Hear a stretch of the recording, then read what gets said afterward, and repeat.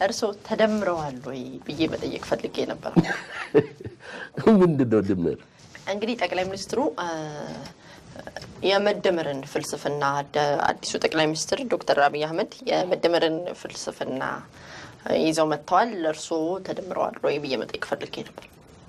አንደኛ መደመር ፍልስፍና ነው ሲባል እኔ ፊሎሶፊ ተምሬያለሁ፣ አንብቤያለሁ በተወሰነ።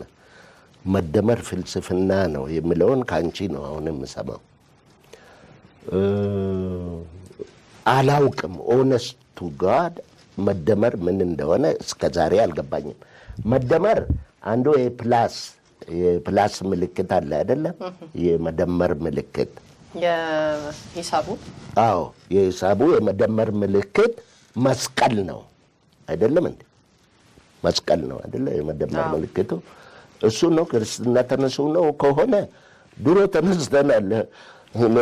ምኒልክም ሲመጣ እኮ ክርስትና ነው ያስነሳን። እና የመደመር ምልክት ኮንፊውዚንግ ነው። እኔ እንደገባኝ እንደ ተራ ሰው እንደ ተራ ኢትዮጵያዊ ሆኜ እየታዘብኩ ያለሁት አንዳንዱ ያልገባውን ነገር የገባው አስመስሎ እንደ ጥራዙን ይዞ ይሮጣል። እና እኔ ጠቅላይ ሚኒስትሩ መጽሐፍ ጽፎ አላነበብኩም፣ ተጽፎ ከሆነ አላነበብኩም። I would love to read it።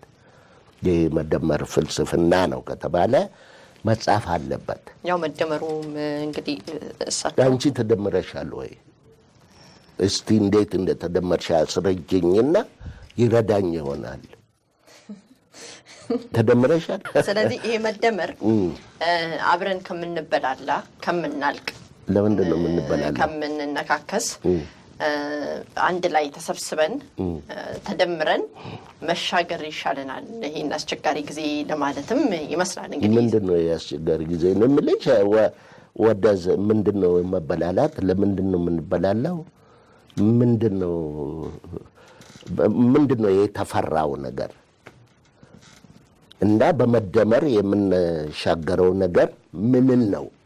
እኔ የምልሽ እንትን አድርገሽ ብቻ በጥቅሉ ጥያቄ ብትጠይቂኝ የኔን ቶለረንስ እየተፈታተንሽው ነው። ምንድን ነው የምንሻገረው?